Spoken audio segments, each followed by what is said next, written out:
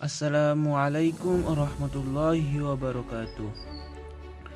স্বাগতম সবাইকে আমার এই YouTube channel the Shamim story. তোমরা হয়তো বুঝতে পেরেছো এই থাম্বনেল এবং টাইটেল দেখে যে আজকের টপিক কী হতে চলেছে। তো আজকের এই টপিকটি আমরা এই ছোট্ট ভিডিওর মাধ্যমে জেনে নেব। চলো শুরু করা যাক ভিডিওটি। আমরা সকলে জানি যে নবী করিম সাল্লাল্লাহু আলাইহি সাল্লাম কিন্তু হাশেমি বংশভুক্ত, কিন্তু কথা হচ্ছে যে হাশেমি কে। এই হাশেমির নাম কিন্তু আমরা সকলে শুনেছি, বিভিন্ন নাতের মাধ্যমে, বিভিন্ন জলসায়, বিভিন্ন জায়গায় কিন্তু শুনেছি, কিন্তু এই হাশেমিকে আজকের এই ভিডিওর মাধ্যমে আমরা জানব। হাশেমি হচ্ছে নবী করিম সাল্লাল্লাহু আলাইহি সাল্লামের পরদাদা, অর্থাৎ নবী করিম সাল্লাল্লাহু আলাইহি সাল্লামের আব্বা আব্দুল্লাহ এবং দাদা আব্দুল মুত্তালিবের আব্বা কি ছিলেন হাশেমি।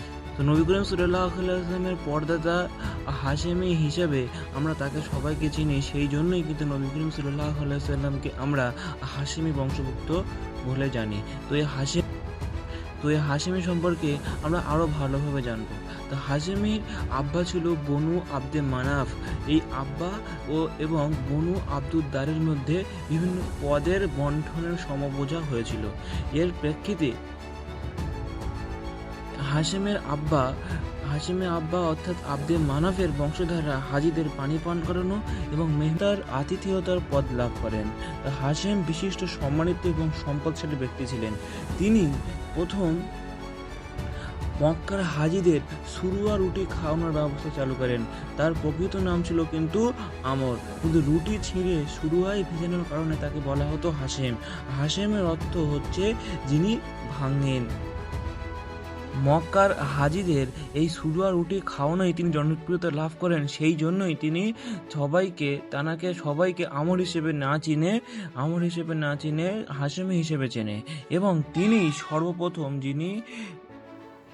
প্রথম ব্যক্তি ছিলেন যিনি কুরাইশদের বছরে 2 বার বাণিজ্যিক সফরের ভিত্তি স্থাপন করেন। একটা হচ্ছে সময় গ্রীষ্মকালে এবং আরেকটি সময় ছিল শীতকালে।